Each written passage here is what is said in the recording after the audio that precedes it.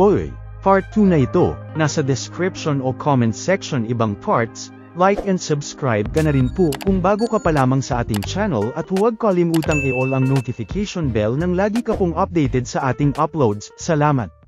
Lubos pinagtaka na nga maging ng prinsipe ang paglutang ng isang minotaur sa kanilang bayan dahil isa raw itong demon na nakikita lamang sa kalaliman ng dungeon, at marahil kagagawan daw ito ng kung sino man. Ayon kay Manong Kawal ay pinaghihinalaan daw nila na nanggaling ito sa isang singsing, na natagpuan sa isang patay na merchant sa lugar ng pinangyarihan. At nang tignan daw ito ni Oaken, ay napag-alaman nilang ang magic stone raw sa singsing ay nakapagtatakang napakataas ng purity, kaya papaano raw ito napadpad sa lugar na iyon. Ayon naman sa prinsipe ay threat level A demon daw ang mga minotaurs kaya imposibleng basta lamang makahanap maging ang mga mayayaman ng isang bagay para makontain ito. Dito na nga ipinabatid ng Kawal na ayon din kay Oaken ay nagmula raw sa Magic Empire ng Deridas ang crest na nakalagay sa singsing, na di na kinagulat ng prinsipe. Ikinabahala na nga nila ito dahil di lang daw ito basta tungkol sa pag-assassinate sa prinsesa, bagkus ay nais raw ng kabilang imperyo na sila ang magsimula ng digmaan, nang makuha ang relics ng Dungeon of the Lost. Nalihis na nga ang usapan ng dalawa sa ating bida, na siyang nagligtas sa prinsesa. Kwento na nga ng Kawal na gamit lamang ang isang espada, ay binisak nito ang halimaw na minotaur. Pagkatapos ay pinasundan daw nila ito sa secret corps ngunit di sila naging matagumpay, at nawala na lang daw ito ng parang bubbles. Samantala, lubos naman ang pagkagulat ni Manong Bantay sa guild nang makita ang ating bida, at akala raw nila napano na ito dahil sa nakaraang kaganapan ng minotaur kung saan malapit lang sa pinagtatrabahuan ni Noor, at di raw kasi bumalik noong gabing iyon. Ayon naman kay Noor ay may mga napansin daw kasi siyang sunod ng sunod sa kanya, kaya dumiretso na raw siyang umuwi since grabe na raw pagod niya noong gabing iyon.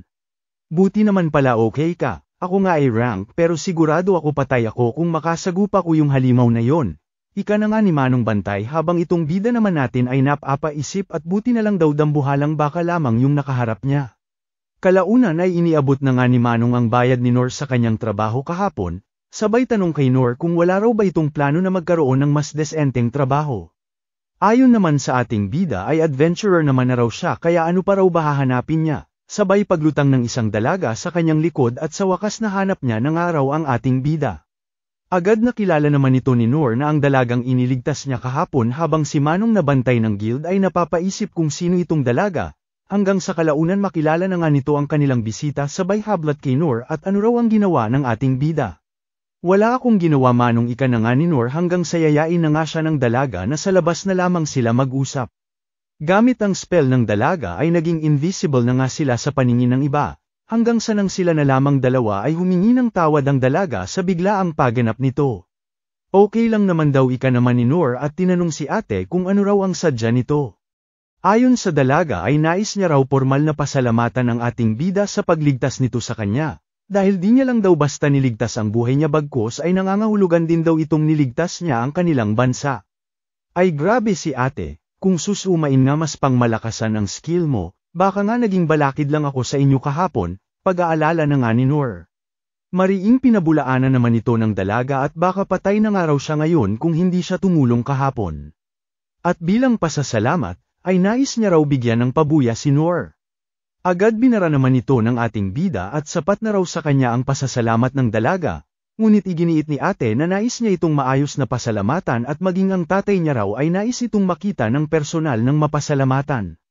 Muli ay humindi si Noor ngunit may kakulaitan si ate, at bilang isang taong may posisyon at may katayuan, ay di pwedeng hindi niya raw bigyan ng kung anuman ang taong nagligtas ng kanyang buhay.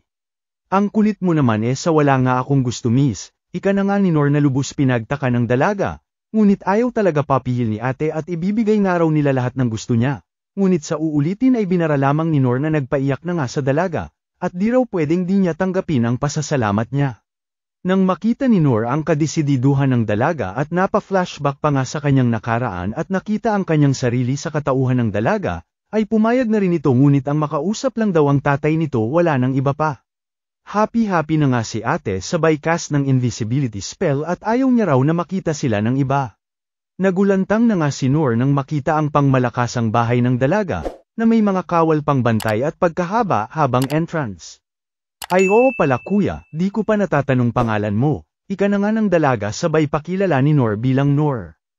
Agad na taranta at nagsorry naman ang dalaga at di pa raw pala siya nakakapagpakilala sa ating bida, Lynn Eberg Clays o Lynn na lang for short na raw ang kanyang pangalan.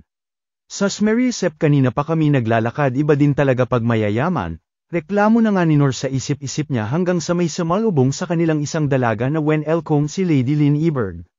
Dito na nga nagtanong si Lynn kung nasaan daw ang kanyang tatay, na ayon naman kay Ate Knight ay nasa audience chambers daw kausap si Rain, sabay tanong kung sino raw itong kasama niya. Bisita niya nga raw ito at ang nagligtas ng buhay niya ika naman ni Lynn, habang itong bida naman natin ay nagtataka kung paano raw nakakapaglaba at nakakapaglinis ang maid nila Lynn kung ganito ang kasuutan. Sa kanilang paglalakad ay bigla na naman silang may nakasalubong na nagngangalang Gilbert at pang-ising-isi sa ating bida at di raw mukhang malakas tulad ng mga nababalita, hanggang sa bulungan nito ng Knight na samahan na lamang sila at nang mas marami raw ang magbabantay sa ating bida. Samantala, pinaalam na nga ng prinsipe sa hari ang mga impormasyong nalaman nila sa kanilang investigasyon, na kinabuisit ng hari at tila wala raw pakialam ang Derrida sa treaty nila. At halatadong nais makamkam ang kanilang dungeon base sa nakaraan nilang pakikipagpulong dito. Sa gitna ng kanilang pag-uusap ay dumating na nga sila Lynn at iba pa, na agad binati ang kanyang tatay at pinakilala ang kanyang tagapagligtas na si Noor.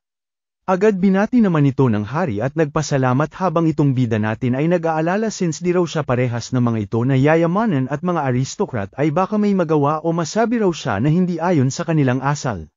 Tinawanan nga lang ito ng hari at mas okay nga raw kung ganoon, sabay muling nagpasalamat kay Noor dahil iniligtas daw nito ang kanyang anak. Walang anuman Lods, ika na nga ni Noor, habang sa isip-isip niya ay sa wakas tapos na raw ang pagpapasalamat ng erpat ni Lynn kaya makakauwi at makakaligo na siya sa bahay niya. Ngunit sa kasamaang palad kagaya ng anak nito ay kinulit na nga siya nito tungkol sa nais niyang pabuya, mapalupa man o pera, si Noor na nga raw ang bahala. Agad tinanggihan na nga ito ni Noor, ngunit humirit muli ang hari kung nais niya raw ba ay kayamanan mula sa dungeons, at lulan nga raw ng kanilang bansa ang pinakamatandang dungeon sa buong mundo na may samat-saring kayamanan, at kung nais daw ni Noor ay ibibigay niya rito ang kalahati ng lahat ng ito. Sa kabila ng pangmalakasang offer na ito ay muli na naman itong tinanggihan ni Noor, at ipinabatid sa lahat na hindi niya nga raw kailangan ng anumang magarbong pabuya o ano pa mang regalo mula sa kanila. Dahil sapat na raw ang kanilang pasasalamat. O siya, baka ito magustuhan mo, banat na nga ng hari na kinuha ang kanyang dambuhalang espada, na kinagulat ng ating bida habang kinabahala naman ng iba at mukhang importante ito sa hari. Huwag nga raw silang mag-alala dahil di niya naman na raw nagagamit ang espada at display na lamang, at sayang naman daw kung dito na lang nakapirmi. Lubos na gulat na nga si Noor sa bigat ng espada at mukhang importante raw na bagay kaya muli ay tinanggihan. Ngunit mariing pinabatid ng hari na napulot niya lamang daw ito at isipin na lamang daw ni Noor na pinasa na niya ito sa kanya. Okay na nga lang si Noor, sabay pinasample ng hari at iwas-iwas niya raw, na siyang tunay nga binasek lamang niya at lubos kinagulat ng lahat. Namangha na nga ang hari at yak raw ng ating bida ang espada ng isang kamay lamang, sabay humingi ng pabor at kung pwede raw turuan niya ang anak nito, na kinabahala ni Noor at wala raw siyang may tuturo dito. Tsaka desisyon daw dapat ito ni Lynn at dapat di pinapaki-alaman ng mga magulang, na tila nagpintig sa pandinig ng dalagang Knight habang ang hari naman ay natawa at sinang-ayunan ng ating bida, na tila di peren alam na hari ang kanyang kaharap at kausap. Nagpaalam na nga si Noor na aalis na, at habang naglalakad ay biglang natigilan nang makita ang lapad ng espada, na sakto raw sa kanal nila Aling Stella, abat di na raw siya mahihirapan ngayon na linisin yun, buwisit na tuwa ginawang pala ang espada, haha. Sa kung saan ay bigla na nga lang sumingit si Ate Knight at kakausapin daw muna si Noor, sabay nagsorry sa naging asal niya raw kanina sa taong nagligtas ng buhay ni Lady Lynn. At ngayong nagapag-sorry na raw siya ay nais niyang ipabatid sa ating bida na katungkulan nilang protektahan ng pamilya ng Clays, at isinasaalang-alang ito una sa lahat. Teka, so ibig sabihin hindi ka maid? Pagtataka na nga ni Noor na nagpang-isi na lamang sa dalaga, at nagpakilala na si Ines Harness, Warrior Corps Vice Captain ng pamilya Clays, at kilala raw sa tawag na Divine Shield, at tungkulin nga raw niya na maging shield ni Lady Lynn. At ang pagligtas daw ni Noor sa buhay ni Lady Lynn ay nangangahulugan din ng pagligtas niya sa buhay niya, kaya simula raw ngayon ay tutulungan niya rin si Noor sa anumang kakailanganin nito, at magsabi lamang daw sa kanya kahit ano pa ito. Ang OA naman ng mga tao dito, Sa isip-isip na naman nga ni Nor sabay umuo na lamang sa dalaga nang matapos na.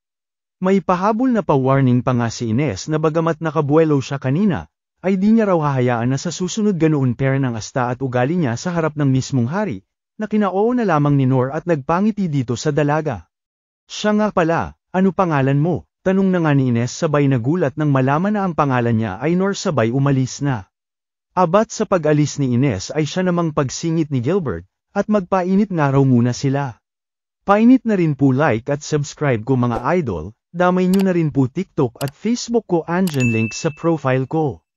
At syempre bilang ganti sa mga solid supporters ng Recap Candy ay may pag-giveaway po ako ng 1K every month po ito. Comment, like, share, at syempre pinaka-importante subscribe ka lang po, mas malaki chance ng active po sa comment section, hihi, salamat.